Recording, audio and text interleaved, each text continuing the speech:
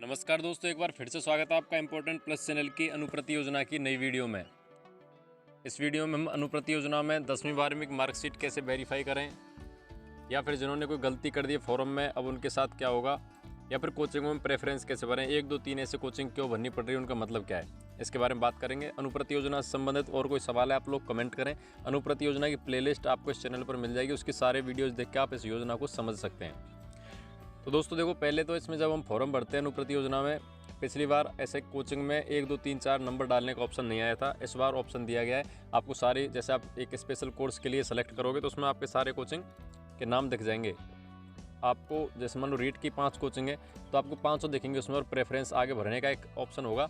आपको उसमें क्या भरना है, काफ़ी लोग पूछ रहे थे, कमेंट भी कर रहे थे। तो आपको उसमें क्रम से भरना है 1 2 3 4 5। उसका मतलब ये है, मान लो आपको रीट की भरनी है, उसमें सेलेक्ट किया आपने, कोचिंग खुल गई कुछ, और मान लो आप चाहते हैं कोई भी कोचिंग, मान लो परिष्कार या उत्कर्ष, पहले नंबर पे चाहते हैं उत्कर्ष मान लो, तो आपको उत्कर्ष वाले नाम के सामने 1 लिखना है खाने में।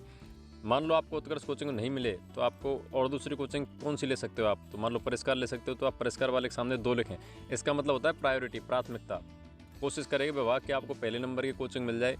फिर भी आपको नहीं मिल पाई पहले की, तो आपको फिर दूसरे नंबर की जो आपने डाली है उस कोचिंग में आपको सेलेक्ट किया जाएगा। अगर वो भी नहीं मिली तो आपको तीसरी, तो आप उसी हिसाब से एक क्रम डालें।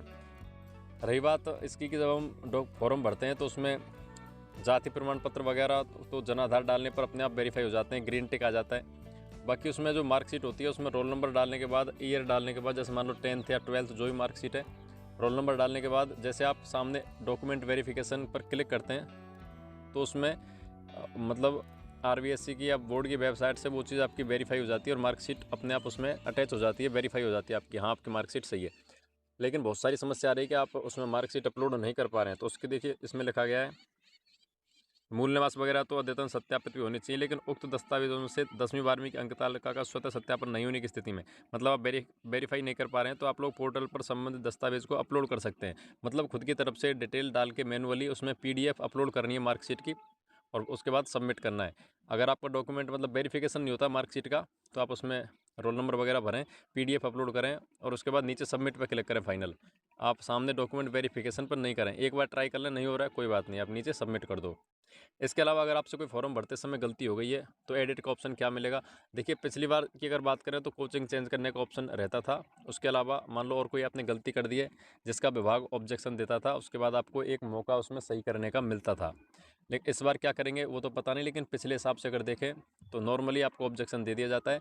कई बार कई जिलों के DLO डायरेक्ट भी रिजेक्ट कर देते हैं, तो इस चीज़ का आप ध्यान रखें। मान लो कोई डॉक्यूमेंट गलत अपलोड हो गया है, कोई और गलत PDF अपलोड हो गई है, तो आप लोग जिला के जो समाज कल्याण विभाग होता है उसमें जाकर संपर्क करें, वहाँ जाकर अपनी ओरिजिनल मार्कशीट दें, उनको दिखाएं, और वो उस चीज़ को सही कर देंगे। यही एक ऑप्शन है, वरना आपका फॉर्म डायरेक्ट रिजेक्ट किया जा सकता है। आप लोग चैनल से जुड़े रहें, और कोई सवाल है तो आप लोग कमेंट कर सकते हैं।